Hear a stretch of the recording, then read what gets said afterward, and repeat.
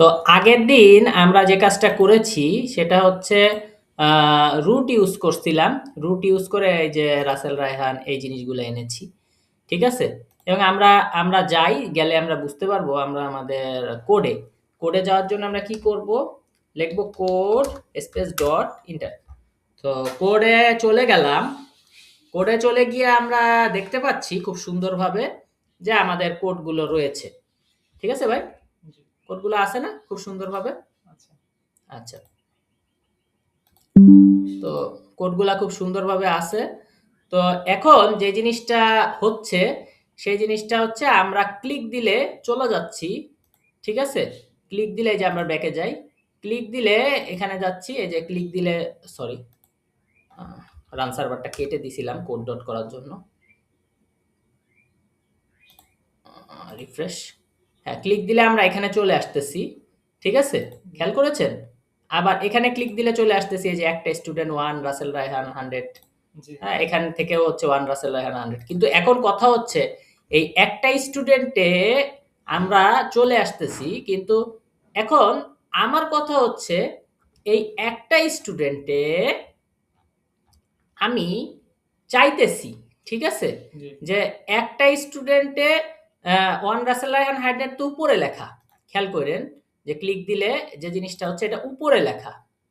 ঠিক আছে? জি। কিন্তু ভিতরে তো কিছু লেখা নাই। না, ভিতরে তো কিছু কিছু লেখা নাই। লেখা নাই। ভিতরে তো কিছু লেখা নাই। লেখা নাই। এখন আমি চাইতেছি এখানেও একটা টাইটেল আসুক।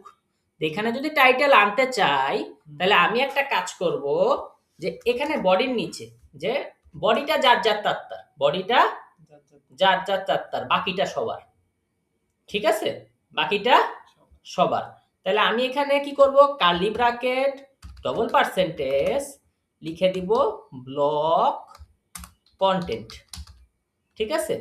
Block content. এবং এই ব্লক কন্টেন্টকে আমি কি করব? এখান থেকে শেষের থেকে দিলে শিফট হোম, শুরুর থেকে দিলে শিফট ইন্ট। তাহলে শিফট হোম বা শিফট ইন দিলাম।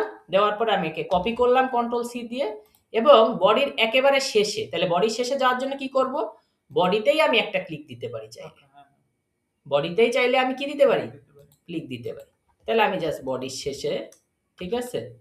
ওকে। তো সরি, এখানে ক্লিক দিলে ওইভাবে কাজ করতেছে না, আমি নিচে এসেই করি। এই যে বডি। তো এই যে বডির শেষে আমি জিনিসটা পেস্ট করে দিলাম।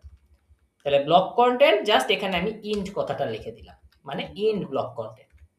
ঠিক আছে? বুঝতে পারছি? তার মানে এই জিনিসটা শুধু এই এখানে বডির ভিতরে যা আছে সেটা হচ্ছে স্টুডেন্ট লিস্টেরই। ঠিক আছে?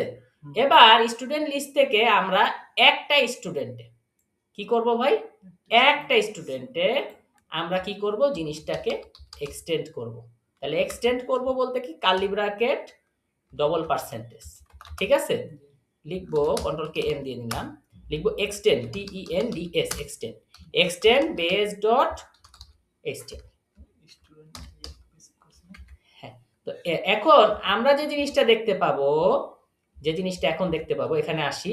আসার পরে আমি রিফ্রেশ করব। দেখেন এখানে লেখা 127 0 ডট। আমি রিফ্রেশ করলাম। রিফ্রেশ করার সাথে ও হ্যাঁ, এখানে base.html লিখে ফেলছি।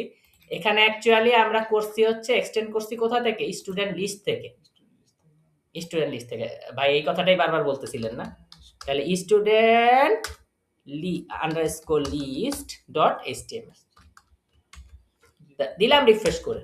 রিফ্রেশ করার সাথে কি আসতেছে? এই দেখেন এখানে খুব সুন্দর করে লেখা আসছে একটা স্টুডেন্ট পেজ, উপরেও লেখা আছে একটা স্টুডেন্ট। ঠিক আছে? আমরা কি খেয়াল করছি? কিন্তু আরো এই যে টেবিলগুলো আইডি, নেম, মার্ক, দ্বিতীয় টেবিল নেম, মার্ক, তৃতীয় যে ইউজিং রুট, এই কথাগুলো যে আমরা লিখছি, এই কথাগুলো চলে আসছে। ঠিক আছে? তাহলে এই কথাগুলো থেকে মুক্ত হওয়ার উপায় কি? মুক্ত হওয়ার উপায় এখানেও আমরা যে জিনিসটা দিয়ে দেব, curly bracket double percentage block content, এবং সেই সাথে alter shift down arrow just in কথাটা লিখে দিলাম, in block content. Control K S, এবং এখানে আসি, রিফ্রেশ করলাম।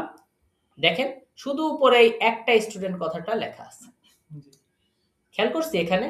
যেখানে কিন্তু আমার 127 ডট অনেক কিছু লেখা ছিল, কিন্তু শুধু একটা স্টুডেন্ট। একটা স্টুডেন্ট কথাটা থাকলো কেন? আমি বলছি বডিটা ব্লক করেন ইন ব্লক কন্টেন্ট, বাকিটা হচ্ছে কেউ পাবে না। ঠিক আছে, বাকি বডির ভিতরে যা আছে সব বাদ, কারণ ওরও একটা স্বাধীন সার্বভৌম সত্তা আছে। তো এখানে যখন আমি বলছি টাইটেল, স্টুডেন্ট লিস্টের জন্য টাইটেল হচ্ছে স্টুডেন্ট লিস্ট, আর একটা পোলাপানের জন্য, একটা স্টুডেন্টের জন্য টাইটেল হচ্ছে কি একটা স্টুডেন্ট, তাই না ভাই? এই তো, আর তো কিছু না, তাই না ভাই?